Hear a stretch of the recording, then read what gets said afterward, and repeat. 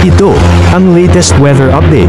Alamin ang pinakasariwang ulat panahon ngayon dito sa Information TV Educational Channel.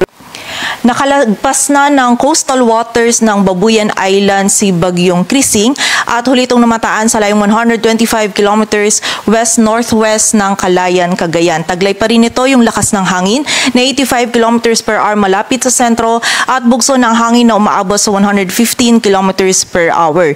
Ito ay kumikilos pakanluran, hilagang kanluran sa bilis na 15 kilometers per hour at bagamat nga po mas malayo or papalayo na ito sa anumang bahagi ng ating kalupaan, ay hagip pa rin po ng mga malalakas na pag-ulan, maging ng mga malalakas na hangin na dala nitong ni Bagyong Krising yung malaking area ng Northern Luzon. At bukod po dito ay patuloy din itong pinapalakas pa rin yung habagat, kung saan yung habagat naman yung patuloy na magdudulot ng mga pag-ulan, lalong-lalo na dito sa may western sections ng Central at Southern Luzon, maging sa western section din ng Visayas. So patuloy pa rin pong pag-iingat para sa ating mga kababayan.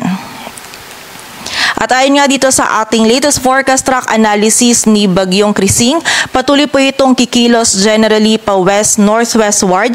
Palayo na nga po dito sa anumang bahagi ng ating kalupaan. Ngunit may kita pa rin po natin dito sa ating image, itong area under shaded yellow. Ito pa rin po yung sakop ni Bagyong Krising. So malaki pa rin po yung sakop ni Bagyong Krising at malaki pa rin pong bahagi ng Northern Luzon yung makakaranas pa rin po ng mga malalakas na hangin na dala nito ngayong araw. And bukod po dito, meron din pa rin mararanasan ng mga malalakas na pag-ulan. And in-expect po natin this morning or this early afternoon ay lalabas na nga ng ating area of responsibility si Bagyong Krising. Ngunit meron pa rin pong posibilidad na kahit nasa labas na ito ng PAR, dahil nga po malaki yung sakop nito, posible pa rin pong mahagip ng mga malalakas na hangin and also ng mga pag-ulan, lalong-lalo na itong northwestern section ng Northern Luzon.